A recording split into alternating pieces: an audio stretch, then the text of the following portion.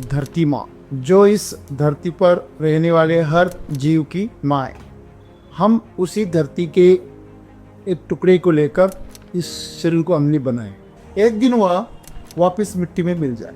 तो आपको ये शरीर मिला है इस धरती से। जब तक वो धरती आपको आशीर्वाद नहीं देती तब तक ये शरीर आपको कभी भी सुकून नहीं देगा। धरती का हमारे ऊपर कितना उपकार है।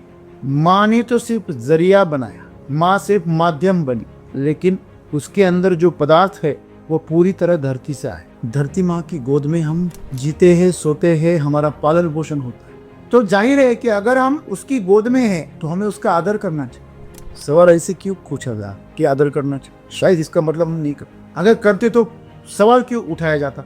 सवाल इसलिए उठाया जा रहा है कि धरती माँ के साथ अत्याचार हो, उसको तोड़ा जा रहा है, फोड़ा जा रहा है, उसके ऊपर अगणित अत्याचार हो रहे, उसकी पहाड़ों को तोड़ा जा रहा है, उसकी नदियों को खंगाला जा रहा है, उस पे बांध बनाए जा रहे हैं, मिट्टी में जहर घोला जा रहा है और सिर्फ शोषण चल रहा है। तो ऐसे किले बन गए जो सिर्फ शोषण करते हैं। धरती माँ सोच रही होगी मैंने जो सुंदर मनुष्य बनाया वो कहा। तो ये जो माँ है जिसे हम धरती माँ कहते हैं, उसके प्रति हमारा रवैया हमेशा आदर से भरा हो। हम उसे तकलीफ देने से पहले 1000 बार सोचेंगे, उसमें जहर डालने से पहले 1000 बार सोचेंगे। जिसने हमें कुछ दिया है हम उसके प्रति क्या रखते हैं? आदर।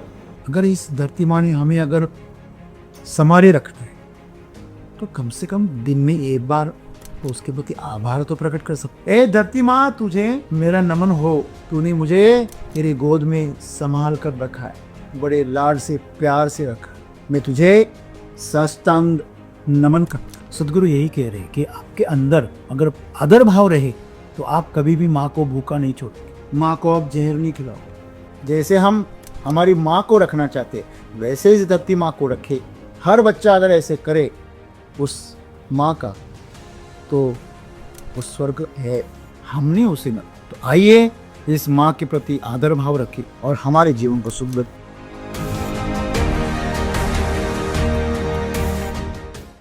दोस्तों, धरती माँ, जो इस धरती पर रहने वाले हर जीव की माँ है, वही है जिसने हर किसी को पाला पोसा है। वैसे तो हमें जन्म देने वाली माँ उसे माँ कहते हैं, लेकिन उसकी भी माँ वही है जो सभी जीवों को पाल पोसे। हम उसी धरती के एक टुकड़े को लेकर इस शरीर को हमने बनाए और वही टुकड़ा इधर उधर उछल कूद कर एक दिन वह वापस मिट्टी में मिल जाए। तो जिससे हमें उधार मिला है हम उसके आभारी रहना बहुत जरूरी है। कहते हैं कि आपको ज्ञान मिल सकता है उधार, लेकिन वो ज्ञान तब तक फलित नहीं होता जब तक जो ज्ञान देने वाला है उसका आशीर्वाद नहीं। और यही उदाहरण है महाभारत में द्रोणाचार्य और एकलव्य का। एकलव्य जैसा धनुर्धर खुद अर्जुन भी नहीं था, लेकिन उसने विद्या की चोरी की। गुरु दक्षिणा में द्रोणाचार्य जी ने उसका अंगूठा मांगा। तो जब तक आपके गुरु की कृपा आप करनी होती तब तक उसके आशीर्वाद के बिना आपको वो ताकत फलित नहीं। तो आपको ये शरीर मिला है इस धरती से। जब तक वो धरती आपको आशीर्वाद नहीं देती तब तक ये शरीर आपको कभी भी सुकून नहीं देगा। हम कभी भी धरती माँ के दर्शन लेते। निमित्त कोई भी हो, मंदिर हो, घर हो, माँ बाप हो, कोई भी हो, लेकिन दर्शन कहाँ लेते? कभी हमने ऐसे दर्शन लिए? हमने दर्शन नीचे जमीन पर हाथ रख कर लिए। निमित्त कोई भी हो, हम दर्शन तो धरती माँ का ही है। जब तक हम आभार प्रकट नहीं करते, उसके प्रति आदर भाव नहीं रखते, तब तक जिससे भी जो मिला है वह हमें प्राप्त नहीं होता। हमारे पास जो भी है, अभी समझो आप पैसे कमा रहे हो, जिसके माध्यम से आप पैसे कमा रहे हो उसका आशीर्वाद ही उस पैसों को आपके लिए काम करवाएगा। नहीं तो वो पैसे आपके लिए मुश्किल साबित हो जाए। चोरी में और कमाई में अंतर क्या है? चोरी जो है वो बगैर आशीर्वाद के है, धन है, और जो कमाई है वो आशीर्वाद के सही थी। अगर कोई काम न करे और पैसे खर्च करे तो वो चोरी है। अगर माँ बाप का दिल दुख रहा है और बच्चा खर्च कर रहा है तो उससे नुकसान ही हो, क्योंकि आशीर्वाद नहीं। बहुत लोगों को विरासत तो मिल जाती है लेकिन आशीर्वाद नहीं मिलती। कर्ण को इतनी शक्ति मिली कि अगर वो लड़ता तो अर्जुन को भी हरा सकता था। अकेला कर्ण पूरे पांडवों को खत्म करने के लिए काफी था, लेकिन उसके पास मां का आशीर्वाद नहीं था। मां तो थी लेकिन मां का आशीर्वाद नहीं। ऐसे न जाने कितने उदाहरण हम इस इतिहास से निचोड़ सकते हैं कि बच्चे को अपने मां के प्रति आदर होना बहुत जरूरी है। अगर वो नहीं होगा तो जो भी उसे माँ से मिलाए वो उसे कभी भी फलदायी नहीं होगा। देखो, जब टीचर कोई सिखाता है तो बच्चे हमेशा उससे डरे डरे रहे, कहीं मेरे से गलती ना हो जाए। जब बॉस के सामने आप काम करते हो और आप अकेले काम करते हो तो फ़र्क हो जाता है, बॉस के सामने कोई गलती ना हो जाए। क्यों? अगर गलती हो गई तो वो खफा हो जाएंगे, उनका मेरे प्रति जो भाव है वो खराब हो जाएगा। इससे डरते हैं। वो जो डर है वो आदर का प्रतीक है, क्योंकि अगर वो आदर अगर आपके मन में न रहा तो आपको जो भी मिल रहा है वो आपको फलदायी प्राप्त नहीं होगा। साधारण सा उदाहरण आप लीजिए। आप दोस्तों के साथ बाहर चले गए और एक कंजूस दोस्त है जो कभी भी किसी के लिए कोई खर्च नहीं करता। आप जबरन उसको अगर खर्च करने के लिए आप वो राजी करो, मजबूर करो, तो उसने जो भी खिलाया ना आपको वो आपके पेट के अंदर जाकर दर्द करता है, क्योंकि उसके भाव जो थे वो देने के नहीं, आपने उसे छीन लिया। तो उसके मन में आपके प्रति देने का भाव नहीं होता, लेने का भाव होता। तो वो जो आपके अंदर शरीर के अंदर चला गया ना, वो बाहर निकलने की कोशिश कर, या तो उल्टी होगी या तो दस्त लगेगी। वो इतना भाव की ये ताकत है, इसलिए हमारे अंदर आदर भाव नहीं रहेगा तो हमें धरती माँ से जो भी मिला है, सबसे बड़ी चीज़ जिसके आधार पर हम जिंदा है, ये शरीर। जैसे कि कहा गया, जब हम पैदा हुए तब हमारा शरीर 1.5-2 किलो का था। कोई कहेगा मेरा 3 किलो 4 किलो, ठीक है, माँ को तकलीफ दे के आया तू, कितना भी तेरा वजन क्यों ना हो, लेकिन तू आज जो इतना बड़ा हो गया है वो तेरा वजन कहाँ से आया? तो नहीं, खाना कहाँ से? धरती से आया। धरती का हमारे ऊपर कितना उपकार है। माँ ने तो सिर्फ जरिया बनाया, माँ सिर्फ माध्यम बनी, लेकिन उसके अंदर जो पदार्थ है वो पूरी तरह धरती से आए। आप जिसका हिस्सा हो उसके प्रति हमेशा आदर से भरे रहते, जैसे कि माँ बाप हो, रिश्तेदार हो। मामा जो होता है, चाचा होता है, मामा होता है, ये हमेशा तकलीफ देते हैं। फिर भी हम उसे छुटकारा पाना चाहते हैं, लेकिन फिर भी हम उनको सहते हैं। क्यों? क्योंकि उनके उपकार है, किसी न किसी जरिए उनके उपकार है। तो वही है, सतगुरु कह रहे धरती माँ की गोद में ही हमारा पालन पोषण। माँ की गोद में तो हम कभी कभार गए, बच्चे थे तब गए, लेकिन इस धरती माँ की कोख में तो, गोद में तो हर दिन सो जाता। किसके आधार पर सोता? धरती माँ है। जिसके पास घर है वो भी, और जिसके पास नहीं है वो भी। धरती माँ की गोद में हम जीते हैं, सोते हैं, हमारा पालन पोषण होता है। तो जाहिर है कि अगर हम उसकी गोद में हैं तो हमें उसका आदर करना चाहिए। सवाल ऐसे क्यों पूछा जा कि आदर करना चाहिए?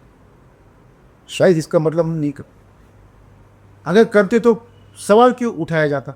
सवाल इसलिए उठाया जा रहा है कि धरती माँ के साथ अत्याचार हो, उसको तोड़ा जा रहा है, फोड़ा जा रहा है, उसके ऊपर अगणित अत्याचार हो रहे, उसकी पहाड़ों को तोड़ा जा रहा है। उसकी नदियों को खंगाला जा रहा है, उस पे बांध बनाए जा रहे हैं, मिट्टी में जहर घोला जा रहा है, पानी को सड़ाया जा रहा है और सिर्फ शोषण चल रहा है। तो ऐसे किले बन गए जो सिर्फ शोषण करते हैं। धरती माँ सोच रही होगी मैंने जो सुंदर मनुष्य बनाया वो कहा, जो सबसे समझदार था, जो बुद्धिमान था, जो मेरा ख्याल रखे, ऐसा बड़ा जीव मैंने पैदा किया और वही आज मेरे ऊपर घाव कर रहा है। मनुष्य इस धरती पर न जाने कितनी गहरे गहरे गड्ढे खोद रहा है, कुएं खोद रहा है, छेद कर रहा है। इस मनुष्य ने इतने सारे अनुभव बनाए कि धरती फट जाए। हम जो आकाश से पत्थर गिरे उसका इंतजार करने की जरूरत भी नहीं, बस वो बम फोड़ दो। तो जब हिरोशिमा नागासाकी पे बम फटा था तो धरती फटी थी, ना कि आसमान। उसके बच्चे झुलस गए थे, चाहे वो प्राणी पेड़ पौधे क्यों ना हो, बाकी प्राणी क्यों। जब किसी माँ के बच्चे को तकलीफ दी जाती है तो उस माँ को पूछना कि उसे कितना दर्द होता। तो ये जो माँ है जिसे हम धरती माँ कहते, उसके प्रति हमारा रवैया हमेशा आदर से भरा हो। हम उसे तकलीफ देने से पहले 1000 बार सोचेंगे, उसमें जहर डालने से पहले 1000 बार सोचेंगे। जो खेती कर रहा है और जो खेती नहीं भी कर रहा है, यह सबकी माँ है। चलना उसी पे, खाना उसी से, पीना उसी से, बढ़ना उसी से, मिटना उसी में। जिसके साथ हमारा ये पूरा जीवन व्यतीत हो रहा है उसके प्रति हमारे अंदर कितना भाव।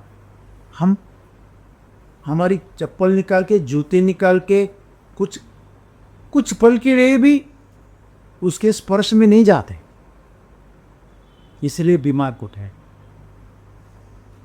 मेरे पास आ और मेरे सानिध्य में तुम्हारी सब परेशानियां मुझे दे दे। जब हम शवासन करते हैं योगासन में तो कुछ मिनट में पूरे आपके शरीर की यातनाएं, दर्द, तकलीफें पूरी गायब। क्यों? अगर आप सही ढंग से करें। ये धरती है जो अपनी ऊर्जा से आपको ऊर्जान्वित करती है। जो लोग हमेशा चप्पल पे देखो, वो लोग तो घर में भी चप्पल पे। एक तो हमें सीमेंट कंक्रीट का एक चादर बिछाए जो धरती माँ से हमें जुड़ने नहीं दी। आपको पता है अगर अर्धांग वायु हो गया, कोई पैरालिसिस हो गया, कुछ स्की डिसीज हो गया तो आपको ज़मीन के अंदर गाड़ा जाता है। ऐसी मिट्टी है जिसके अंदर आपको अगर कुछ घंटों के लिए गाड़ा गया तो वह आपके अंदर चेतना भर देते। जो मिट्टी से आपने पोषण नहीं पाया, आहार से नहीं पाया, वो मिट्टी सीधे आपको दे, बस आपको उसकी गोद में चले जाओ, उसकी बाहों में जाओ। मर बात क्या है? अब कीचड़ से अपने आप को नहा लो, उसे अपने आप को पोत दो, तो शरीर आपके अंदर की पूरी गंदगी को निकाल देता है। वो मिट्टी आपके शरीर से गंदगी निकाल दे। हमारे यहाँ जो होली मनाते उसमें मरबात नहीं जाती। भूल के हम परंपराओं को भूल के नकली जीवन जी। जब किसान खेती में जाता था पहले अपने खेत का नमन करता था, दर्शन लेता। आज भी कोई खिलाड़ू अगर ग्राउंड पे चला गया तो अगर उसके पास संस्कार हो तो वो ग्राउंड का दर्शन लेता है, फिर एंट्री कर। आप स्कूल में जाते हो तो विद्यार्थी पहले इस धरती का नमन करता है, फिर अंदर जाता है। ये क्या? ये आदर है। ये हमारी संस्कृति ने हमें सिखाया। अगर आप उसके प्रति आदर रखो, वो आपका जीवन सुंदर बना दीजिए। आपकी बायोलॉजिकल जैविक माँ को अगर आप आदर करो, समझो 5 बच्चे हैं और 5 में से जो बच्चा माँ के प्रति बहुत प्रेम और स्नेह रखता है, आदर रखता है, उस बच्चे को हमें से ज़्यादा मिलता है।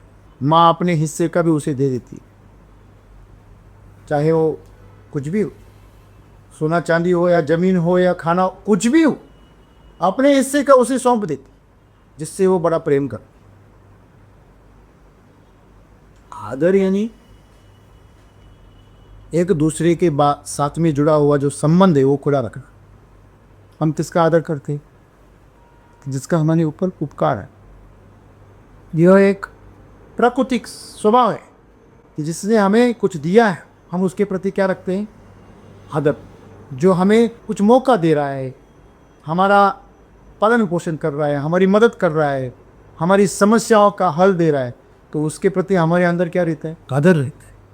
अगर इस धरती माँ ने हमें अगर संभाले रखना है तो कम से कम दिन में एक बार तो उसके प्रति आभार तो प्रकट कर सकते। ए धरती माँ, तुझे मेरा नमन हो,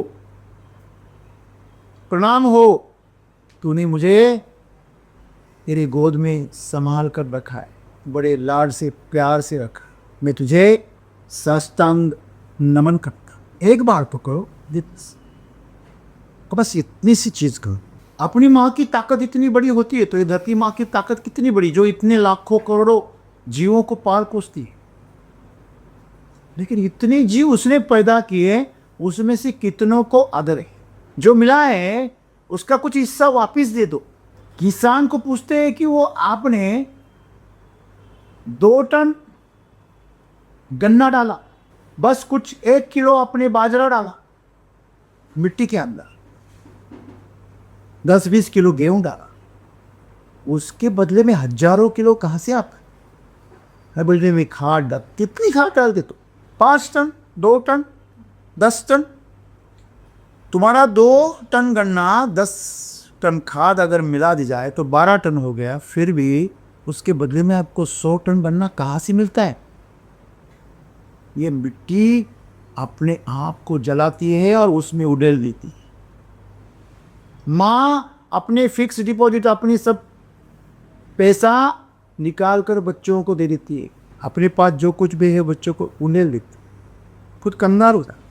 आजकल कितनी सारी माँ हैं जो वृद्धाश्रम में रहे, फिर भी उनके मन में अपने बच्चों के प्रति कोई परेशानी नहीं, कोई क्रोध नहीं, कोई तिरस्कार। तो सोचिए इस माँ के अंदर कितनी सहनशीलता।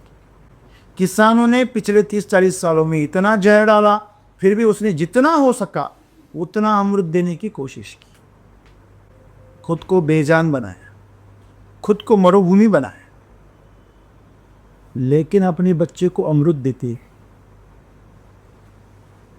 लेकिन बच्चा उसको 2 टन देता है, उसके बदले में 100 टन निकालता है। सोचता भी नहीं है कहां से आया, मेरी भी कुछ जिम्मेदारी है। अगर ये बच्चा समझे तो उसको और मिलेगा। अगर वो माँ को जिंदा रखेगा तो माँ और देगी। तो सदगुरु यही कह रहे हैं कि आपके अंदर अगर आदर भाव रहे तो आप कभी भी माँ को भूखा नहीं छोड़ोगे, माँ को आप जहर नहीं खिलाओगे, माँ का कलेजा चीरोगे नहीं। यही संदेश है कि इस धरती ने हमें जीवन दिया है। और आज हम जहाँ घूमते हैं, क्यों लोग घूमने क्यों चले जाते हैं? जहाँ रहते हैं उसको उसने नरक बनाया, बंजर बनाया। और जहाँ मनुष्य नहीं गया है वहाँ पे अभी धरती में स्वर्ग बचा है, उस स्वर्गों को भी नरक बनानी चाहिए। हम ट्रैवल करते हैं, यात्राएं करते हैं, कहाँ करते हैं? पर्यटन कहाँ करते हैं? जहाँ धरती का सौंदर्य बचा है, जहाँ रह रहे वहाँ गंदगी फैला रहे, और जहाँ सौंदर्य बचा है वहाँ भी जाकर उस सौंदर्यता को नुकसान पहुँचा। यही बात, अगर मनुष्य जागृत हो जाए और उसे पता चले कि स्वर्ग ये, बस उसके अंदर आदर भाव होना चाहिए। आप अगर स्विट्जरलैंड चले गए, उस देश को इस पूरी धरती का हीरा कहा गया है, आप वहाँ भी स्वर्ग है। इतनी सुंदरता से लोगों ने इस धरती को संभाला है, रास्तों को, मिट्टी को, पहाड़ों को, दरियों को इतना सुंदरता से संभाला, जितना कम उसको तकलीफ दे उतने कम में चला है। हमने आधुनिकता के नाम पर इस धरती माँ के चित्रे और ऊपर से चाहते हैं कि अभी स्वर्ग नहीं। तो बात इतनी सी है कि आपके अंदर अगर आदर भाव हो तो आप जरूर स्वर्ग बनाएं, लेकिन आपके अंदर अगर आदर भाव नहीं है कृतज्ञता नहीं है तो आप कठोर बनिए। और कठोर मनुष्य हिंसा ही कर, जो कोमल मनुष्य होता है वो कभी हिंसा नहीं कर सकता, चाहे उसके पास कितनी भी शक्ति क्यों ना।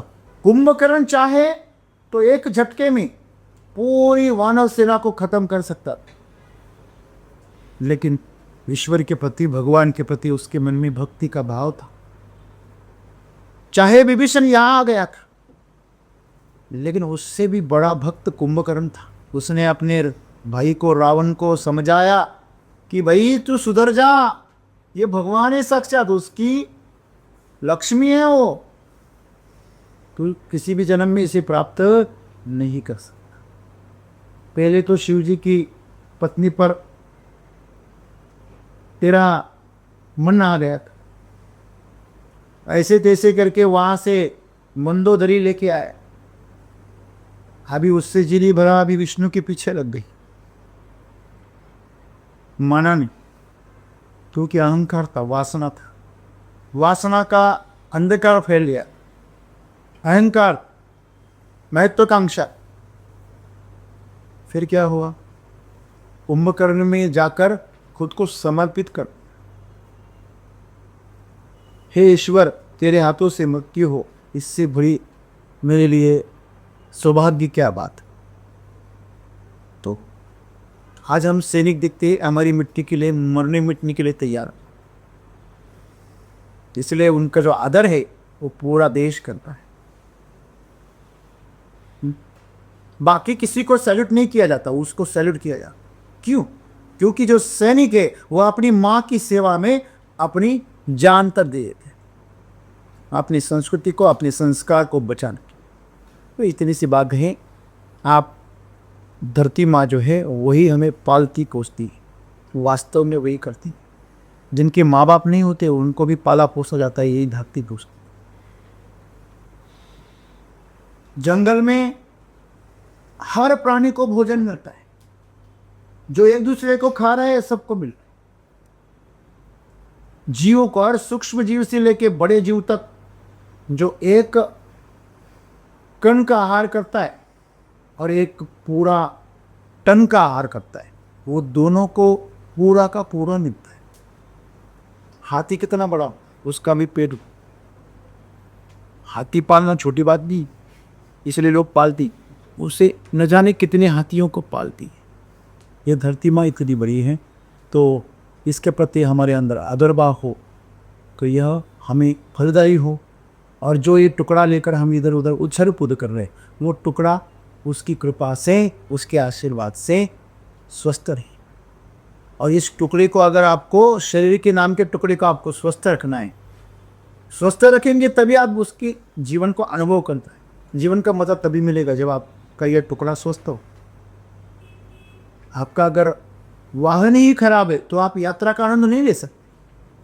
बीच बीच में बंद हो जाता है, बीच बीच में धुआं फेंकता है, बीच में आवाज करता है, लड़खड़ाता है, ऐसे वाहन में आप यात्रा नहीं कर सकते, ये यात्रा का आनंद नहीं ले सकते। उसी प्रकार ये साधन जो है, ये टुकड़ा स्वस्थ हो, और यह स्वस्थ बनाना उसी के हाथ में है, बस उसका आशीर्वाद हो। और उसका आशीर्वाद तभी मिलेगा जब आपके अंदर कृतज्ञता हो। जब भी आपको याद आए, पहले इस धरती माँ का आभार, हे धरती माँ तूने मुझे गोद में उठाया है, तूने मुझे संभाल कर पाल पोस कर इतना बड़ा किया है, ये तुझे हजार बार त्रिवार नमन करता हूँ। और अंदर से भाव पे तक, जब भी कहा गंदगी हो रही हो, नुकसान हो रहा हो, उसे सावधान करे, वहाँ स्वच्छ रखे। जैसे हम हमारी माँ को रखना चाहते वैसे इस धरती माँ को रखे। हर बच्चा अगर ऐसे करे उस माँ का, तो वो स्वर्ग है, हमने उसे न। तो आइए इस माँ के प्रति आदर भाव रखें और हमारे जीवन को शुभ